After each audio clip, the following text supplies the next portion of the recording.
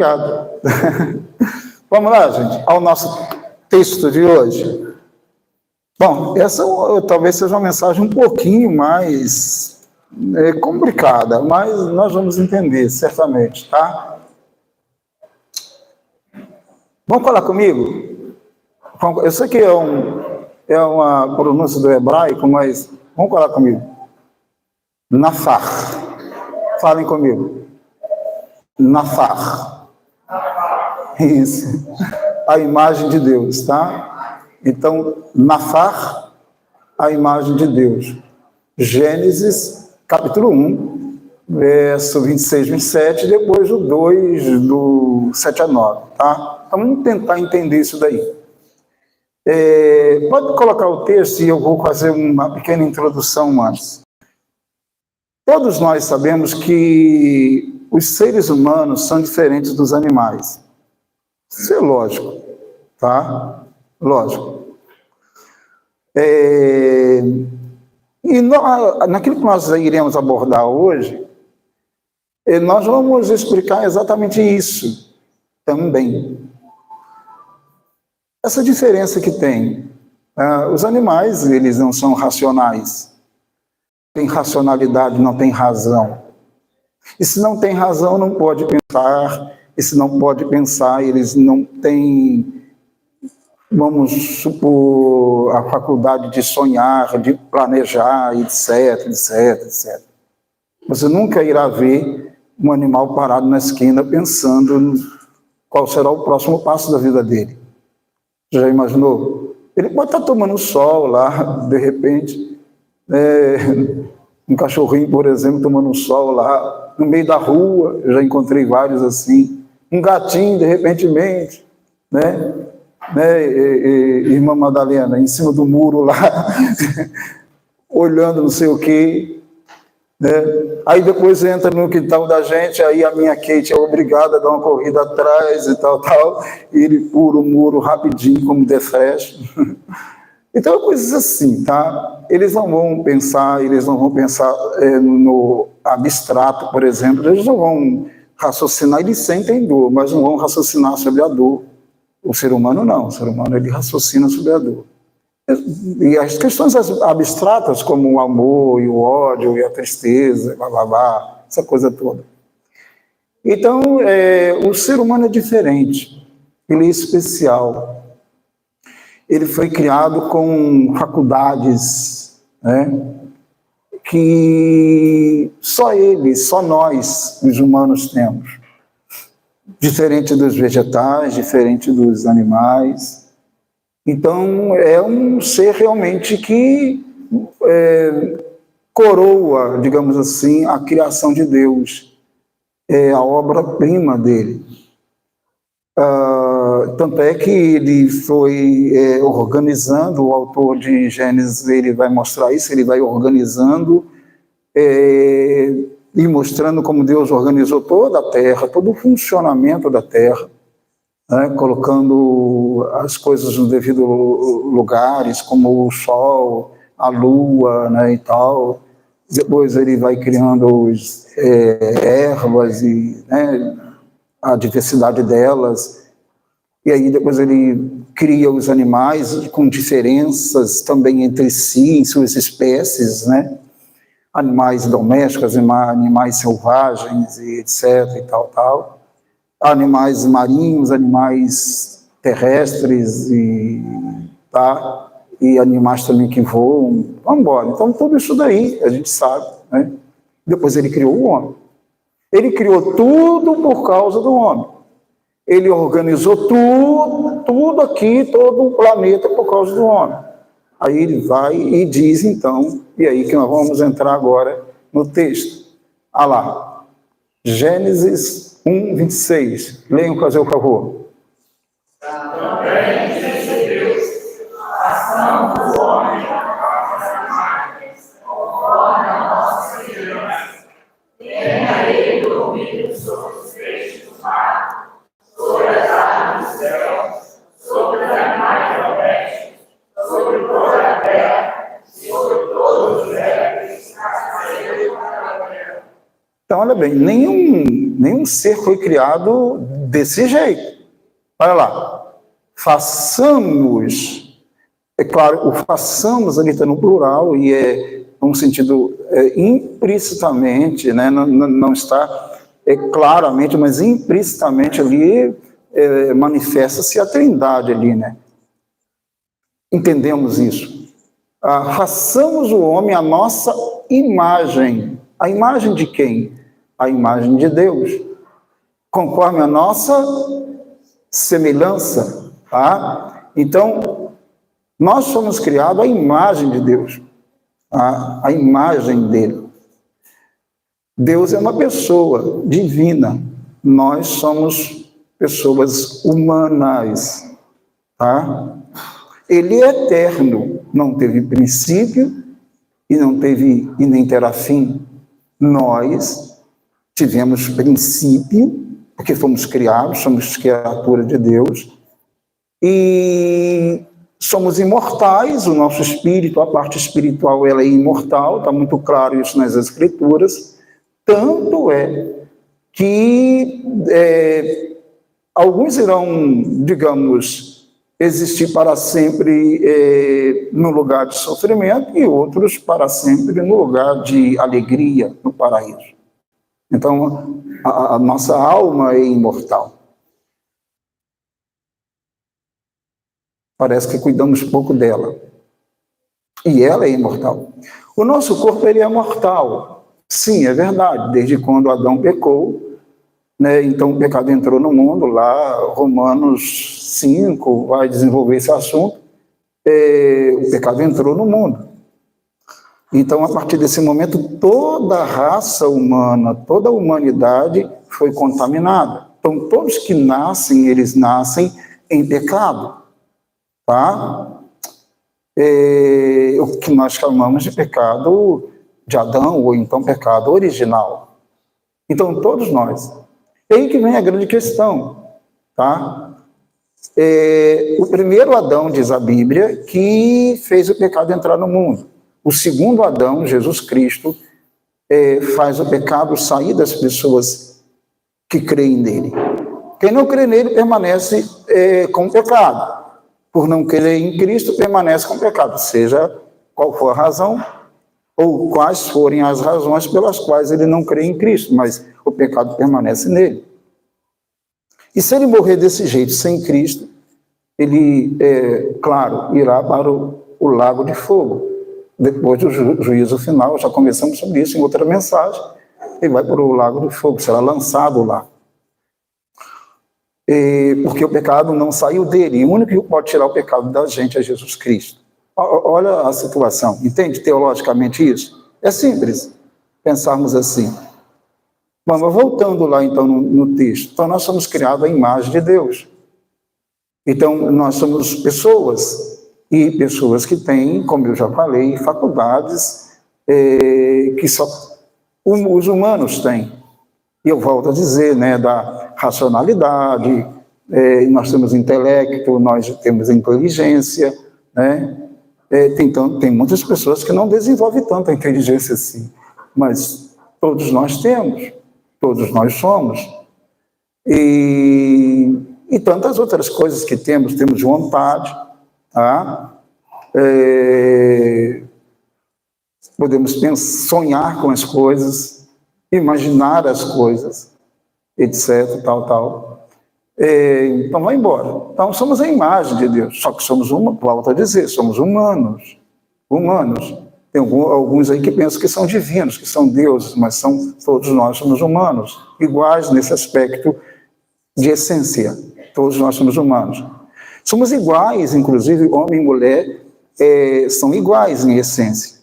Existe uma distinção desde a origem, tá? Até porque o Adão foi criado primeiro, né? E a mulher, como a Bíblia diz, né, de Adão, mas em essência somos todos iguais.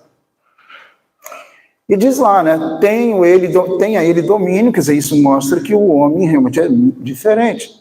Deus não criou nenhum animal e disse, tenha ele domínio. Não existe isso. Né? O homem não, os outros seres. Tá? E por isso que ele diz, tenha ele domínio sobre os peixes do mar, sobre os animais dos céus, sobre os animais domésticos, sobre toda a terra, sobre todos os répteis que rastejam pela terra. Todos. Mas todos? O homem tem domínio? Sim, todos. O elefante? Sim. O leão? Sim. Todos os animais. O crocodilo? Tem crocodilo que pode chegar, parece a 7 metros, 8 metros, quase a largura aqui, ó. Sim. E o homem tem, sim, o homem tem domínio, porque o homem tem inteligência, tem racionalidade. Ele mata extermina qualquer animal. Tanto é que o homem tem feito isso com grande propriedade, digamos, né? Destruído a natureza. Tá? Então é isso, ele tem domínio, ele foi criado com esse poder. Tá? Mas você não irá notar nenhuma criação de Deus dizendo assim, que essa espécie domine e tal, também não tem esse poder. Tá? Eles vivem na natureza, cada um com as suas características, né? Com a sua forma, né? Mas todos eles, na verdade, são dominados pelo homem. Não importa o quão grandes eles sejam, eles são dominados, nem quão fortes eles sejam, eles são dominados pelo homem. Tá? Então, nota como que é diferente.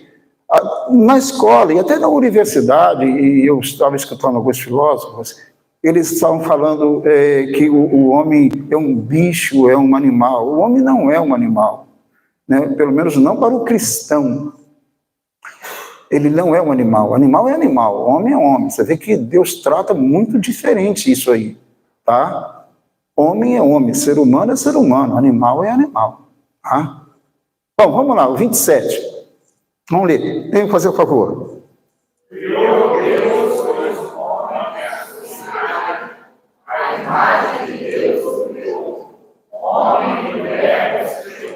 Sim, olha bem. Criou Deus, pôs o homem, que é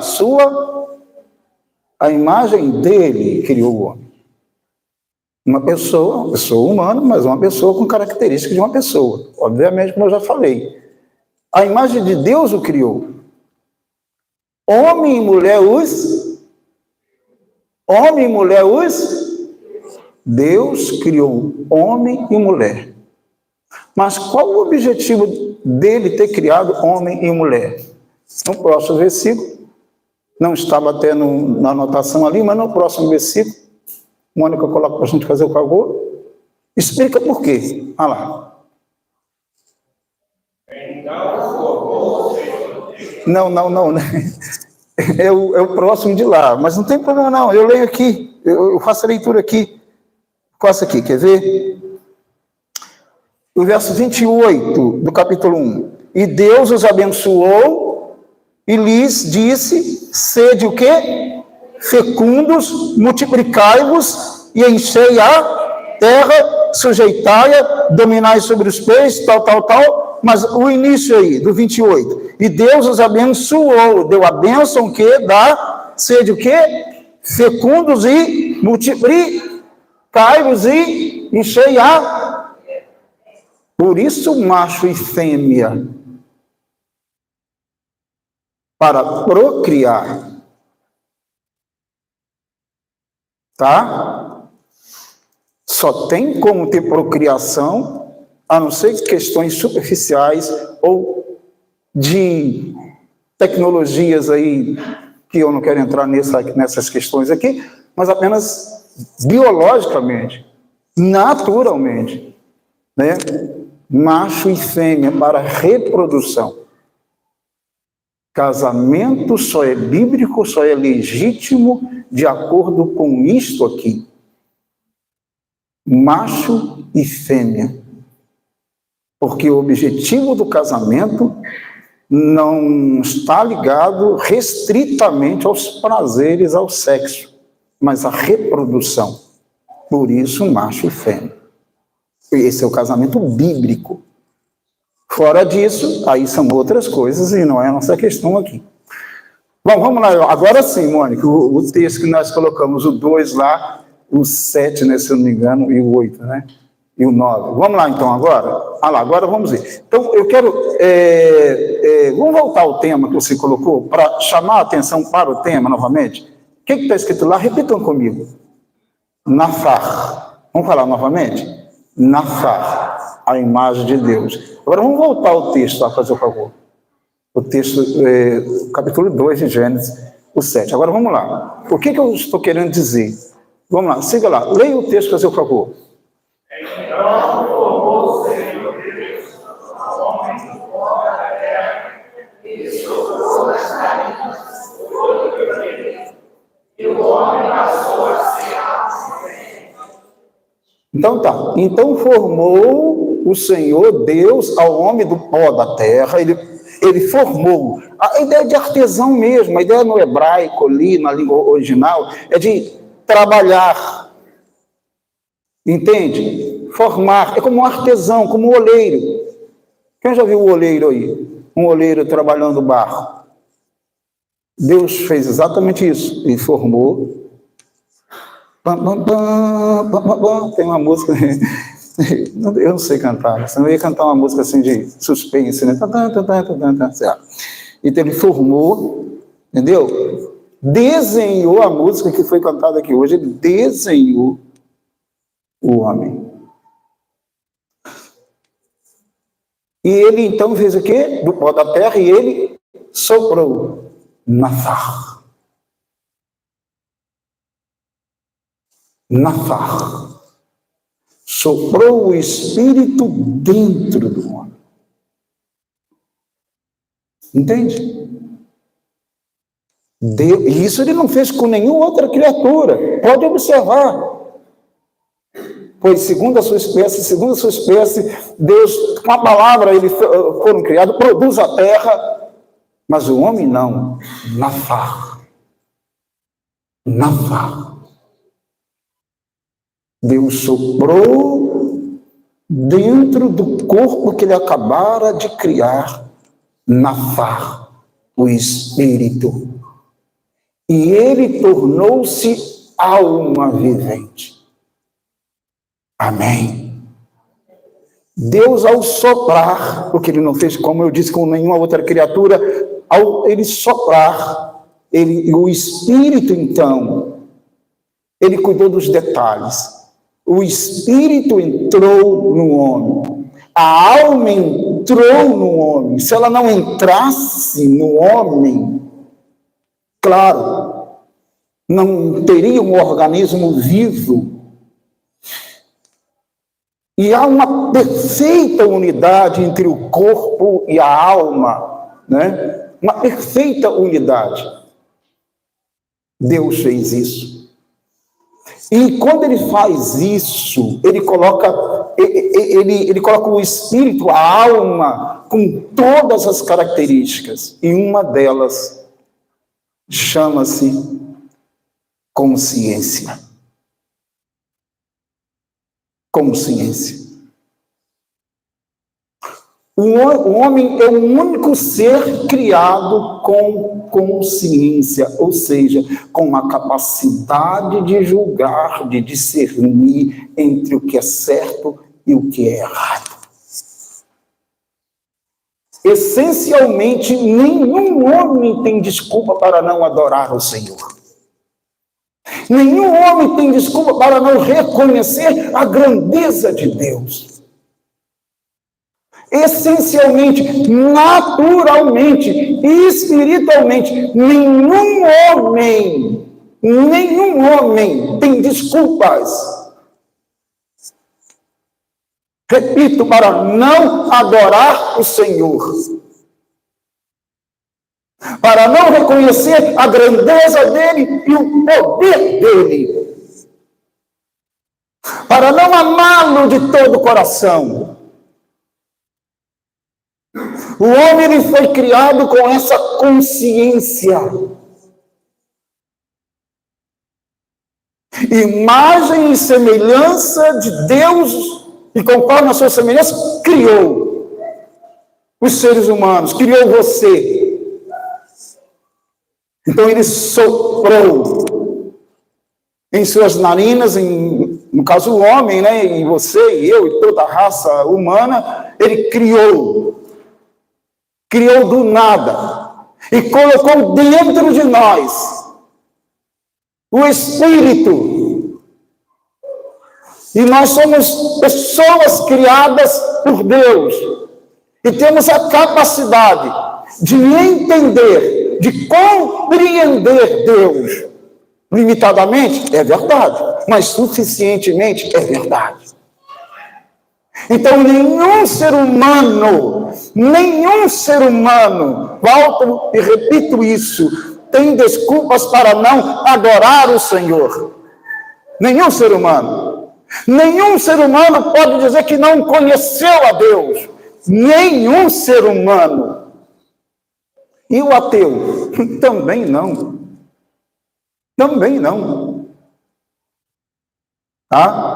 Também não. Mas ele não crê em Deus? Não interessa, não importa. Ele também recebeu o sopro, o nafar de Deus. O Espírito de Deus. E então ele passou a ser alma vivente, um organismo vivo, racional, com razão, e com todos os atributos, características, faculdades de uma pessoa. Inclusive aí a consciência, podendo sim entender, compreender, discernir, julgar o bem e o mal.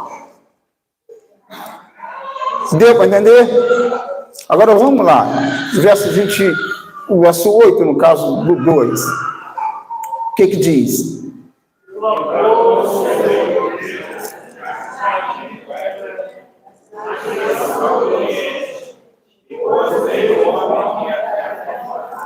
O que Deus fez?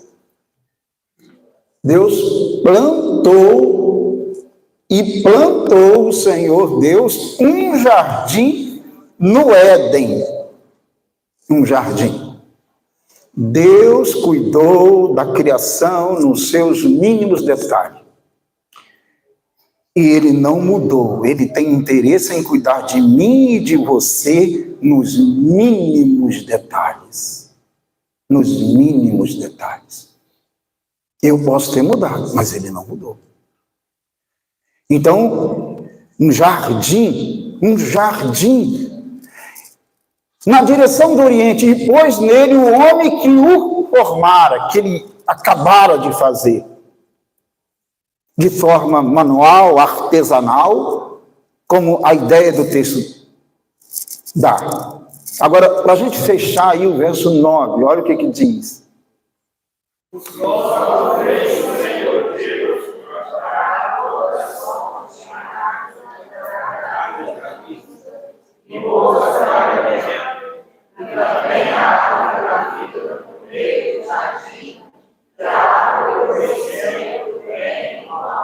Então, uma coisa que pode espantar-nos, mas olha bem, o mal existe antes do pecado. Epa, isso complicou a minha agora. Sim, claro. Se Deus coloca no jardim todas as árvores frutíferas, tá? E também coloca lá o quê? No meio do jardim, a árvore o quê? Da vida. A árvore da vida, o acesso à árvore da vida é que dava condições ao homem de permanecer sem a morte física. Pelo que dá a entender.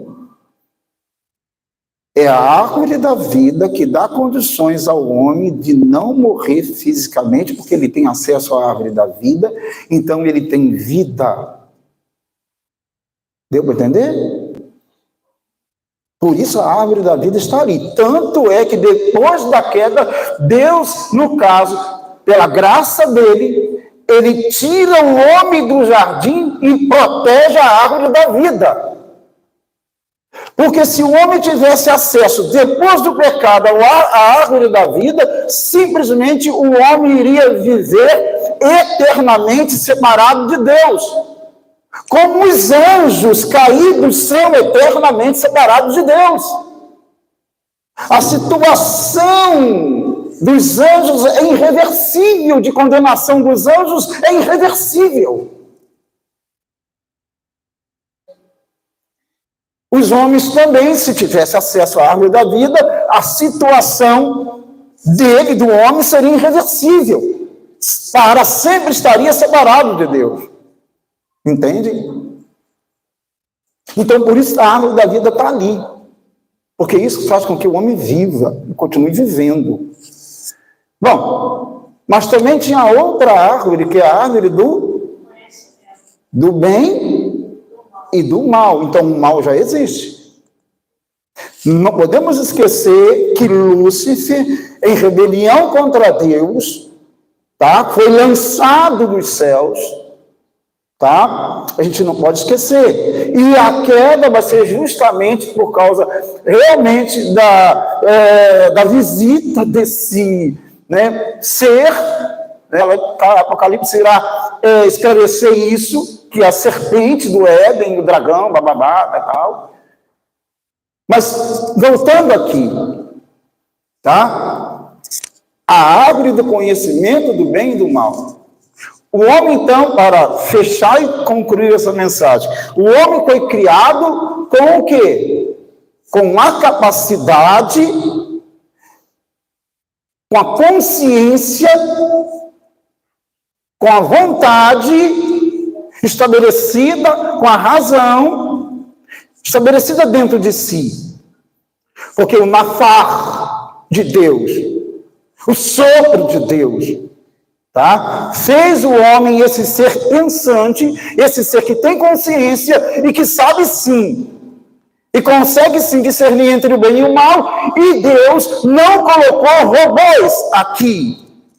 Deus colocou realmente pessoas com essas condições, com essas características de poder escolher. É o que nós chamamos, né, de livre-arbítrio. Então, o homem tinha essa condição de escolher. Tanto é que foi colocado para ele. E foi falado para ele claramente, para não comer todas as árvores. O ser humano é estranho, né? É estranho, não é estranho? Fala com um ser humano assim, você não pode fazer isso. Pronto, aí que ele vai fazer. Uma coisa, né? E olha que era num período de inocência. Ele podia não pecar. Mas ele, seduzido pela serpente, pecou. E sim, ele se alimentou, ele comeu a árvore do conhecimento do bem e do mal, e aí então ele experimentou o pecado. Ele conheceu o mal e experimentou o pecado, que é a desobediência contra Deus, que é a iniquidade contra Deus. Então, meu amado, é o seguinte, é simples assim. Você não tem desculpa, eu não tenho desculpa. Todos nós nascemos, desde a criação, antes da queda, com a capacidade de escolher o bem e o mal. Tá? A imagem de Deus em nós, ela não acabou. Ela está assim, corrompida, é verdade. Ela está corrompida. Claro. Antes da queda, a nossa inclinação era para amar e adorar a Deus e servir a Deus e obedecer a Deus. Depois da queda, a nossa inclinação é para a nossa carne, para o nosso eu. Entende? Mas tanto antes da queda, quando o homem podia não pecar, quanto depois da queda, como todos nós nascemos em pecado, no sentido de contaminado com o pecado original de Adão, contudo em Cristo Jesus, nós podemos sim, em Cristo Jesus, purificados por Ele, justificados por Ele, Ele que nos faz, claro, lógico, somos a imagem, podemos ser a imagem dele na terra. Sim, nós podemos escolher o caminho do bem, escolher o caminho da salvação e andar na presença dele. Tá? Certo? Amém? Em Cristo Jesus eu posso sim dizer não ao pecado. Isso não significa que eu nunca pecarei, não significa porque eu sou inclinado a isso, nós somos inclinados a isso, mas significa que Cristo, eu que estava morto nos meus delitos e pecados, eu fui revivido em Cristo Jesus, justificado em Cristo Jesus, e agora eu posso sim andar na presença dele.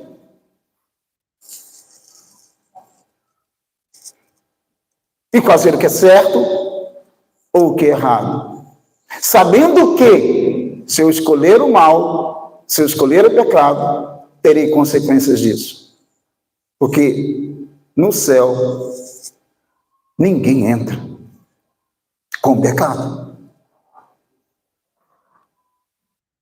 Gostaria que você curvasse a sua cabeça. Ninguém tem desculpas. Ninguém tem desculpas. Todos nós recebemos o nafar de Deus.